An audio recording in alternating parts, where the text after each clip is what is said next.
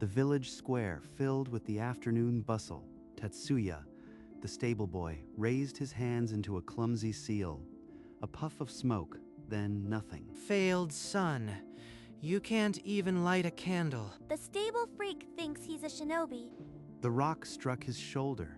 Tatsuya didn't turn. He walked to the stables without a word. Why? Why can't I even make a spark? As dusk fell, a stranger stepped through the village gate.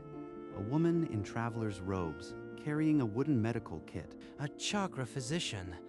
What business does she have here? She's heading for the old clinic. Maybe she can fix the failures. By nightfall, Yuki had prepared her examination room. Rumors whispered through the alleys. They say she can sense hidden power, and sometimes it ain't human. By sunrise, Yuki's clinic door creaked open.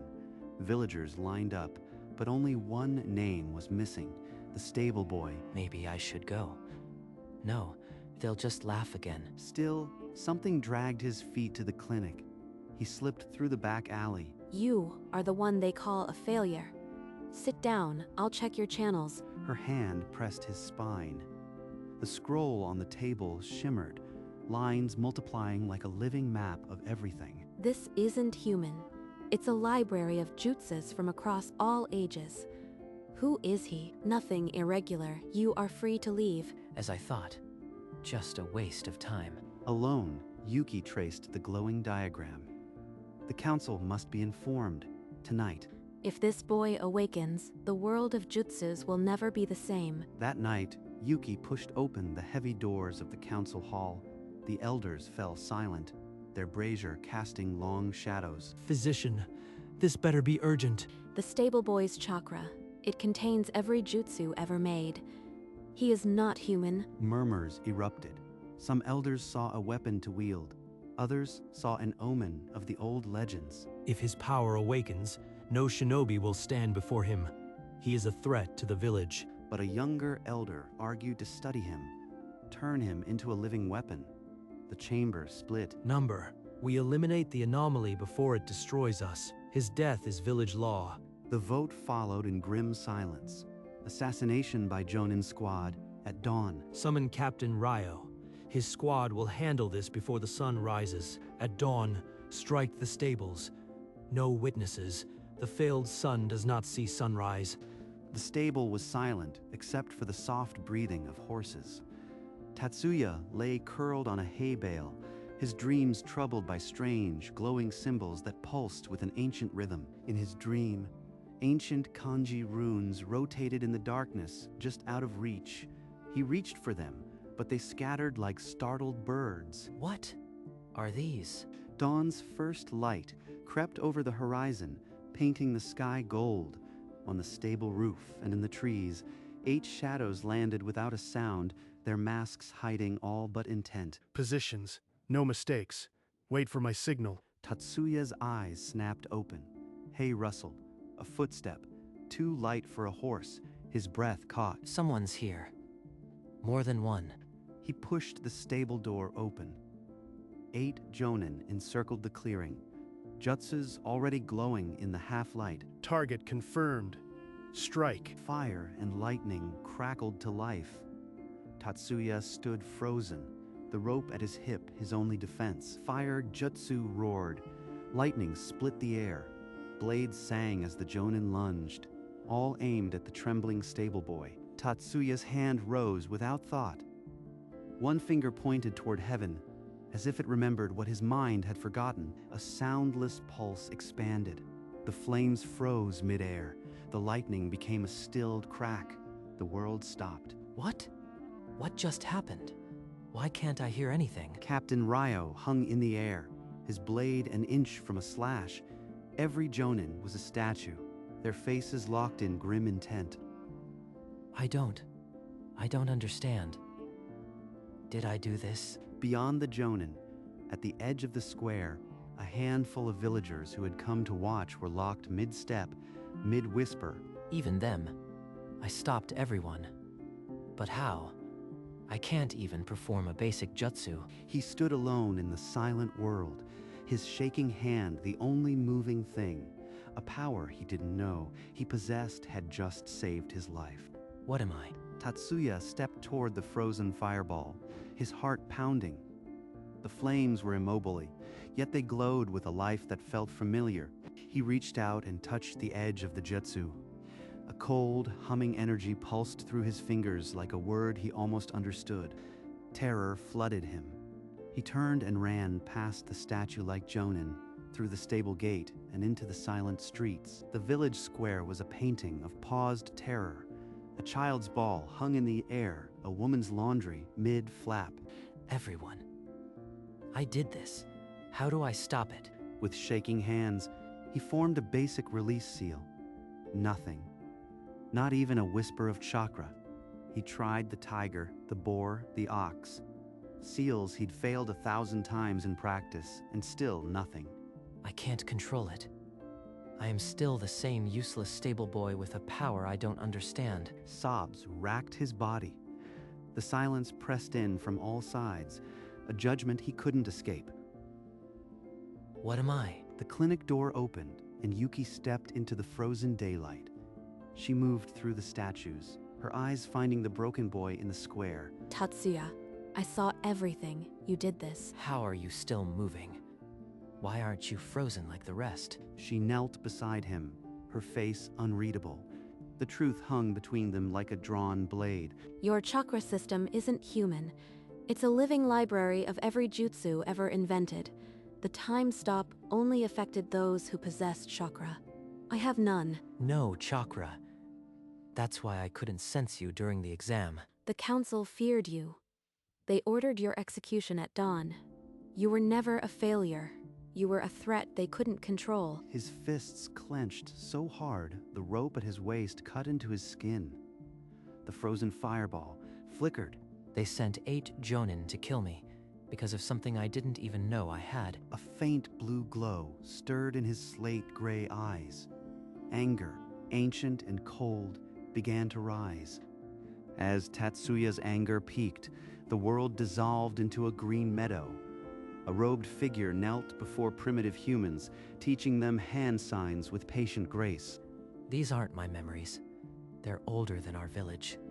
Older than Jutsus themselves. The figure looked up, and Tatsuya's blood froze. The eyes were his own slate gray, but they swirled with ancient runes. That face, it's me. But how? I've never left this village. Pain exploded in his head. Visions cascaded. Temples, battles, a world on fire. Each memory a shard of glass in his mind. Arg. It burns. Make it stop. Tatsuya, hold on. Your chakra is reacting to something. Don't fight it. He collapsed, his back arching against the cobblestones. The time-stopped world blurred as his consciousness sank into the flood of lives. He saw the same gentle eyes, now weeping as villages he had nurtured turned jutsus into weapons of conquest. Yuki cradled his head, her face tight with fear. The ancient glow in his eyes flickered like a star about to be born. In the dream, the Jutsu god looked upon the world he had gifted. Humanity had twisted his teachings into weapons of domination. He could not destroy them, so he chose a different path, to be reborn as one of them, to walk unnoticed and observe. Dimly, Tatsuya felt the soul slip into an infant's body. A lifetime of mockery, of hay and rope, all part of a divine plan. His eyelids fluttered. The glow in his irises no longer flickered. It burned steady, ancient runes rotating like clockwork. He rose as if the stone beneath him had become a throne. The rope at his hip still hung there, a vestige of the mortal mask. Tatsuya, what did you see? Your presence. It's like standing before the end of days. I know who I am now. I remember everything. I am the Jutsu god, the first, the giver. And I have witnessed what my children have done with my gift. Yuki stumbled back, her hand covering her mouth. The air grew heavy as his divinity asserted itself. Now, I must correct my mistake. With a flick of his wrist, the silence shattered. Time lunged forward, the fireball roared past his ear. Lightning cracked across the square. The Jonin stumbled. 3 collapsed mid-charge, their momentum betrayed. Captain Ryo spun, slashing only air. Ryo's blade halted an inch from Tatsuya's back. The captain froze, not by jutsu, but by the weight of those ancient eyes. Tatsuya walked past him toward the council hall. The villagers lining the square stumbled backward, tripping over their own fear. Monster. He's not human. He froze the whole world. The whispers spread like plague. Jutsu God. The failed son. He's come to judge. A young boy, the same who had thrown stones, now dropped his rock and hid behind his mother. Tatsuya's sandals scuffed the stones. He did not hurry. He did not pause. The council doors drew closer. Captain Ryo fell to his knees, his katana clattering.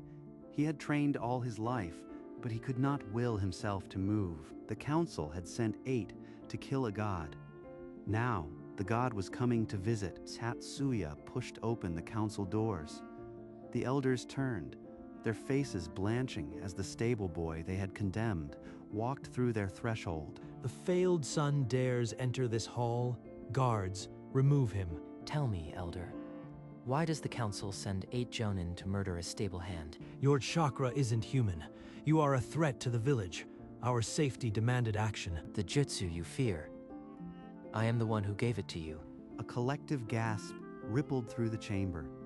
The elders' hands trembled as they realized they were not confronting a boy, but a legend returned. I came as a mortal to observe what humanity would build with my gift, and I am horrified. The Jutsu God. The myths were true? You use my gift to dominate, to kill, to fear. You have perverted my teachings. The brazier flames shriveled. Not a single elder dared meet his gaze. The room itself seemed to grow colder. Elder Gordo's voice cracked.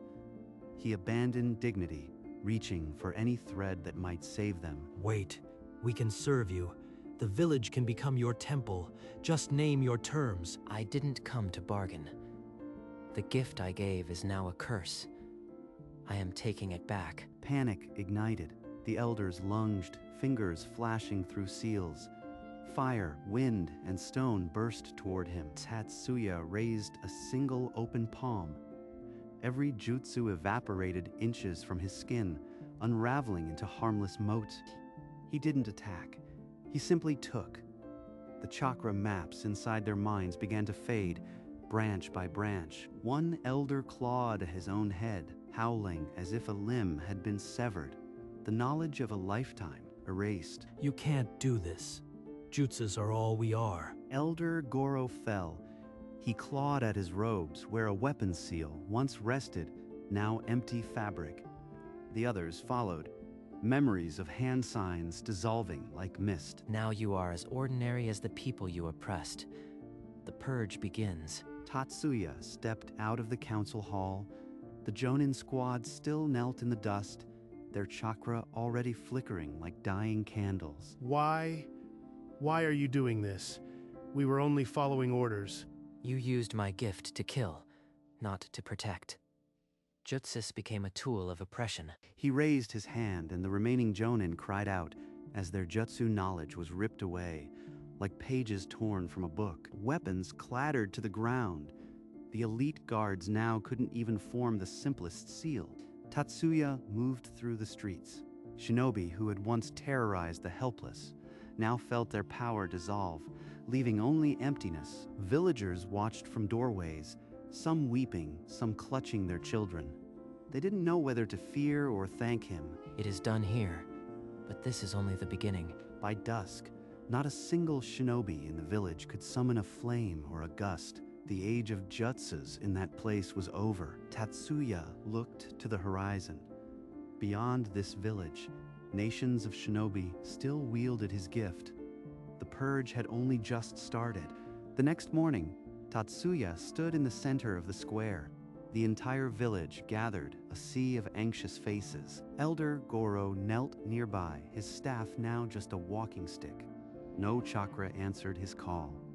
The other shinobi stood empty, hollow. People of the Hidden Stone.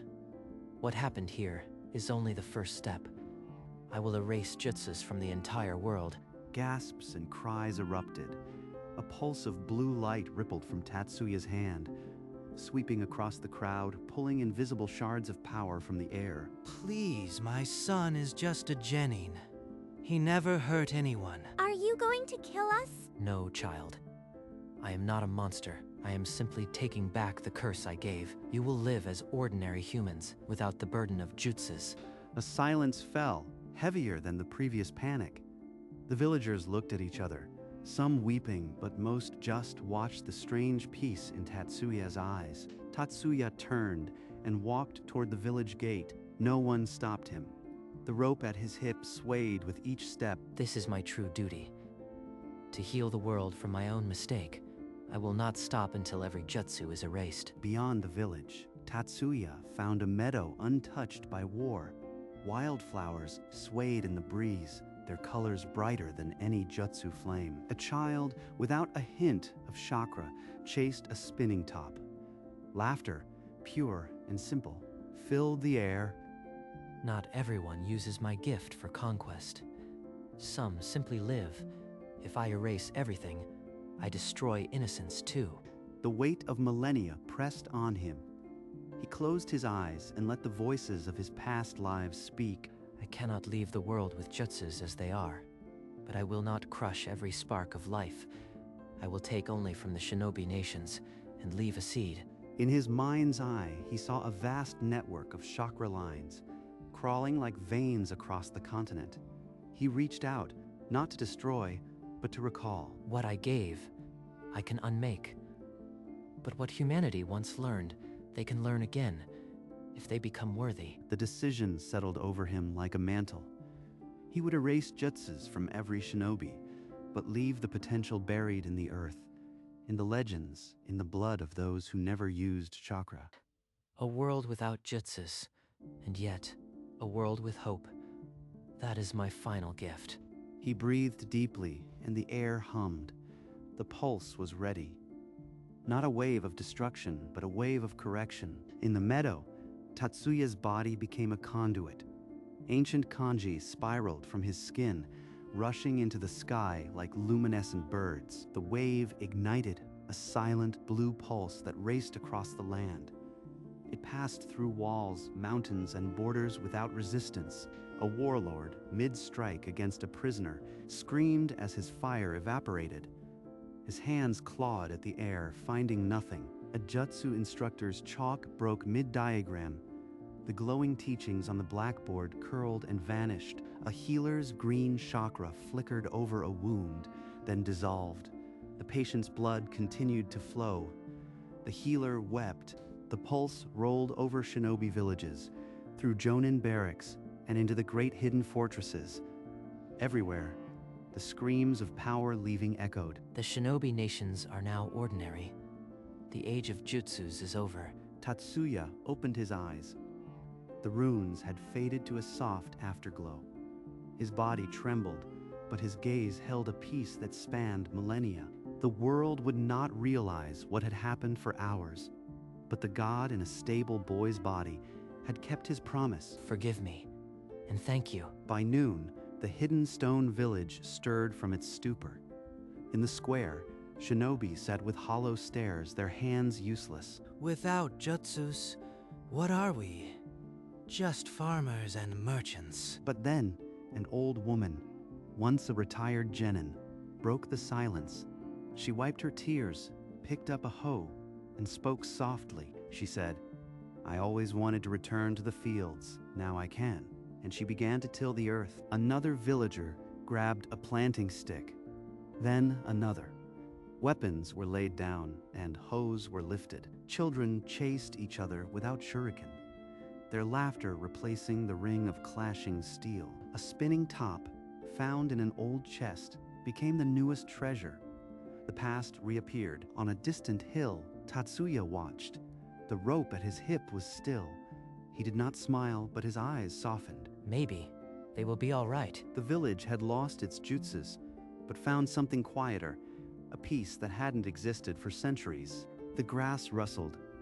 Tatsuya didn't turn, Footsteps behind him were the only sound that could still reach him. I thought I'd find you here, Yuki, why aren't you afraid of me? because I am a physician.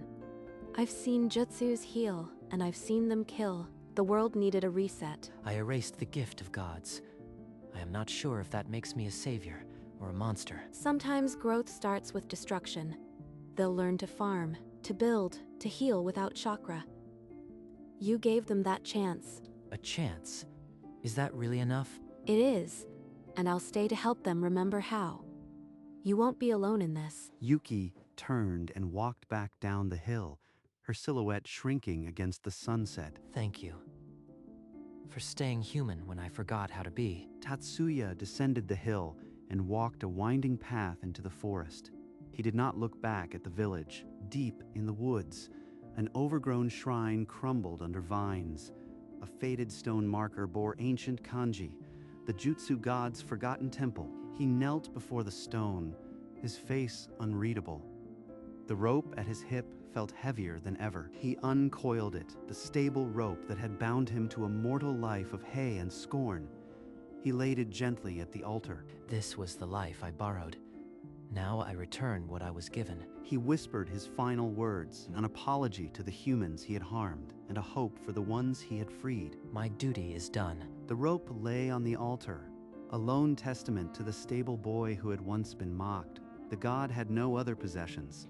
He walked away from the shrine, not as a god or a stable boy, but as something in between. Now, let humanity write its own story. Seasons turned, then years. The village grew green without jutsus, its children born to new songs and old stories. Under the great oak, an old man with a weathered face sat on a stump. A crowd of children pressed close. Tell us the one about the Jutsu god again. Ah, the stable boy who was no boy at all, but the spirit who gave us jutsus and took them away. He walked among us, mocked and beaten, until the day he remembered. He saw his gift had become a curse. Why did he take them away? Weren't jutsus amazing? Amazing, yes, but also a weapon. He erased them so we could learn to live without killing. He watches still, hoping we grow wiser. The rope he left is still at the old shrine. I wonder where he is now. Above the village, the sky held only clouds, but the child felt a warmth, as if something ancient was pleased. Far from the village, on the highest peak of the hidden stone range, Tatsuya stood at the edge of the world. His face was unchanged. The dirt smudge still there, a memory of hay and scorn, but his eyes held the weight of eternity. They are learning. Laughter has returned to the fields. Perhaps that is enough. He raised his hand, not in power, but in farewell. The blue runes in his eyes began to pulse softly, like a slowing heartbeat. The mortal form that had been Tatsuya began to dissolve into warm light, like a dream at dawn's first breath. His last human thought was not of jutsus or gods, but of a small boy who once threw stones, now listening to legends under an oak, then where a god had stood. Only a worn stable rope lay on the cold rock, and a faint warmth lingered in the air. The Jutsu god had returned to the realm beyond, his 1,000-year observation complete. Far below, the village children chased fireflies in the dusk, never knowing the watchful eyes had finally closed. But the legend remained, a seed planted in the earth, and the rope on the highest peak waited for a time that might never come. In a fallow field beyond the village, a dusty scroll lay half-buried among the weeds. A village boy, chasing a grasshopper, stumbled upon it. He brushed off the dirt with curious hands. Faded kanji covered the parchment, a forgotten jutsu formula, inert and silent. For a heartbeat, the ink flickered with a pale blue light. The boy's eyes widened, but the glow vanished as quickly as it came. It felt warm, like a story my grandfather tells. The scroll returned to ordinary paper. No fire, no miracle, only the faintest whisper of something ancient. The boy looked up at the endless sky. A breath of wind brushed his hair. High above, among the drifting clouds, The faintest outline of a face seemed to watch, eyes of ancient slate gray, a patient half-smile. Then the image dissolved, leaving only blue. The Jutsu had not returned, but the seed remained. The screen fades to black.